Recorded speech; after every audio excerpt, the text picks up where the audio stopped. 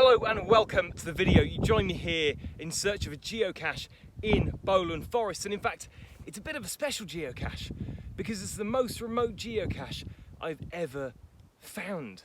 The reason for that is it's all the way over there in the open access land. There's no footpaths to it, there's no tracks.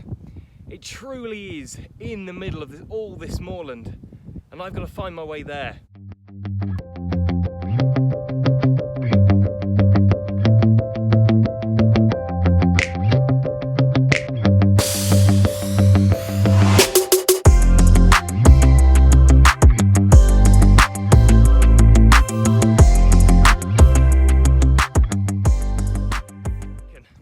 This geocache hasn't been found in 2 years, this one I'm after. And normally I wouldn't come after a geocache that hasn't been found in such a long time. I've got to be honest, my limit normally is a year maximum. But the issue I've got with this cache is it's that remote that who on earth is coming up here after it? I mean, it did have a relatively good log rate, to be honest, up until 2 years ago. There's been no did not finds. No signs of it going missing, but there's also been no notes from the owner saying it's there, so they obviously haven't been up to check. So this is the geocache rafter. It is Bowland Crow Tom Waring's well. The reason I'm showing all these details is because the chance of anyone actually coming up and finding this cache is very, very slim anyway. So if you look on the hint, it says under stones, opposite tree. With any luck, it should be easy, but as you can see, the log there, last find was on the 30th of the 12th, 2018, so nearly 2 years since it's been found.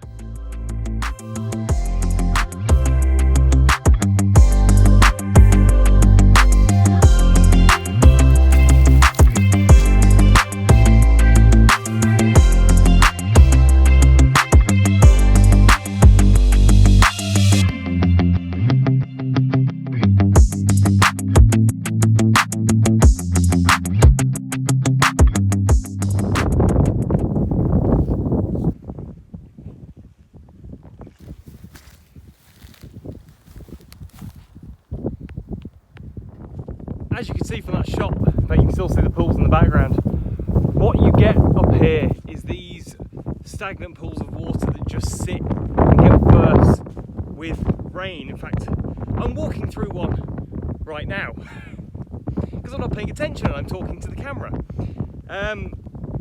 Oh dear. Bear with me. Anyway, these pools have been made a lot worse by recent weather, and that's what you've got to watch out for, because you can be walking through like I was just then and just come across a pool of water which is covered by all this moss and bracken. It's so easy to just vanish beneath the moorland and be swallowed up by one of these pools of mischievous water. So I'll show you on the map, we're currently 2.5 kilometers away from the geocache in a straight line. We're walking along this valley side at the moment, and we're going to make it all the way to the top of there. We click onto compass, it'll also give us a direction. So the geocache is in that direction.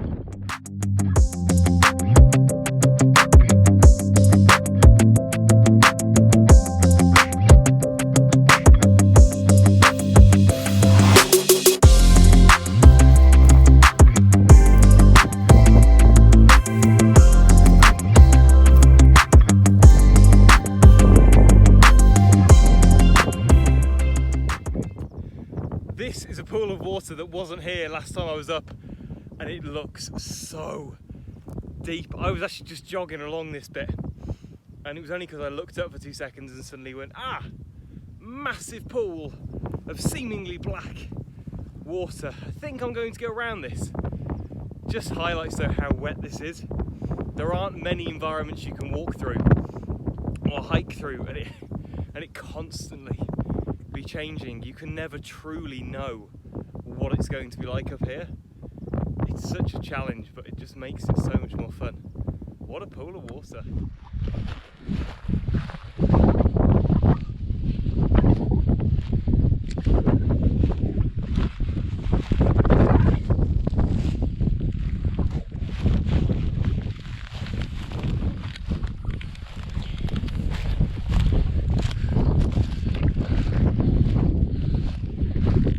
section of land very, very well. It goes all the way up the side of this valley, and it's just deep grooves in the land like this, and they are very difficult to cross. But that is not the biggest issue I've got right now, because look what I found in the moorland. You see that there? We'll just pull that out. It is, oh, very nice, an old helium balloon which has landed up here. What a shame! What a shame how beautiful this environment is, and there's a helium balloon up here. It's not really the sort of thing I want to be carrying all the way back with me, but I can't bear to leave it up here, so we'll chuck it in my rucksack and carry on. I think back to school whenever I see balloons littered, and you think of balloon releases that used to happen. It's insane, really. Times have changed, luckily, but sadly the litter you find, not that much. The walking across this is so tricky today. I mean, simply because of the weather and how wet it's been, but I can see the track where we're heading in the distance, so I think the best way to get there is probably to teleport. So in 3, 2, 1. Oh, there we go. We've done it. We're on the shooting track. If only we could teleport everywhere, hey? And it didn't take us an hour and a half just to clamber across the moorland and get here. But anyway, sunglasses off because the sun has gone away. We are very near Tom Waring's well at this point, and also the geocache, of course, which is placed there. It is just over that little dip. I'm excited, and I pray to God it's there, like genuinely, because I'm exhausted. It's been such a long climb up here. If there's no geocache, I'm going to break down, I think. So I'm not sure if anyone remembers from earlier, but on this geocache, which is just here, you can see that the hint says understones opposite tree. We're now very close to this geocache, as you can see, and there's only one tree in the distance, and it's that one.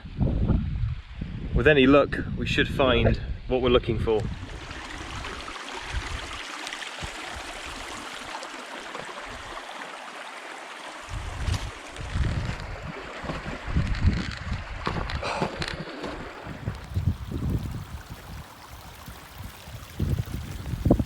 I've been here looking for 40 minutes now. The problem I've got with this geocache, I think, is that you've got the tree there and it says the clue is opposite tree.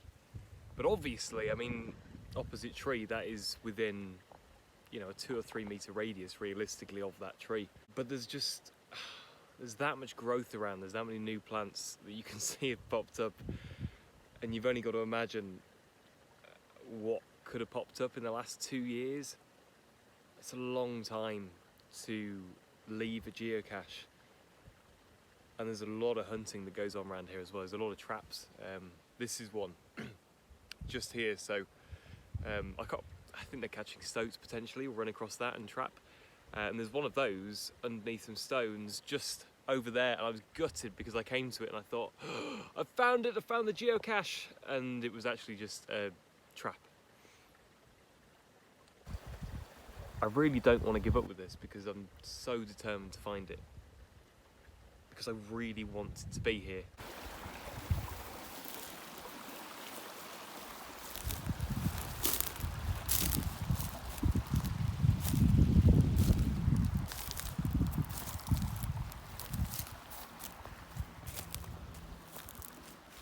I'll be honest, this is a really disappointing end to a video because I can't find it.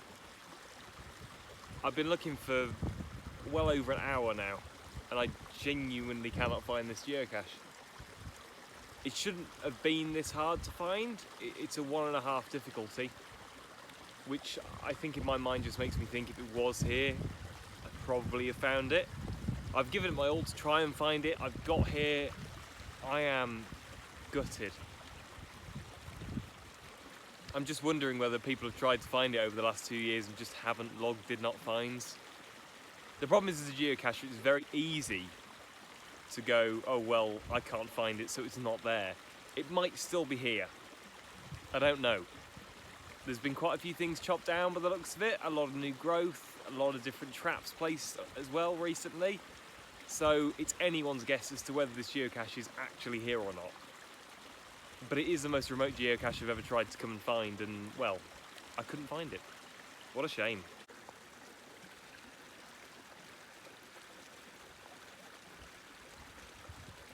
Anyway, I hope you've enjoyed watching this video. Maybe you like videos of people not finding geocaches. If that is what you enjoy on YouTube, then I'm the channel for you, because I can never find geocaches. It's been a whirlwind of a video, but it's been a really great opportunity to come up and see this particular valley again, because it's pretty inaccessible, to be honest, and it's not really on the way to anywhere either, so it's rare I come up here. But it's been beautiful walking up here today, and luckily the weather has held off for now. Hopefully it can hold off a bit longer while I walk back down. But anyway, hope you enjoyed the video. If you have, like and subscribe, and I will see you in the next video.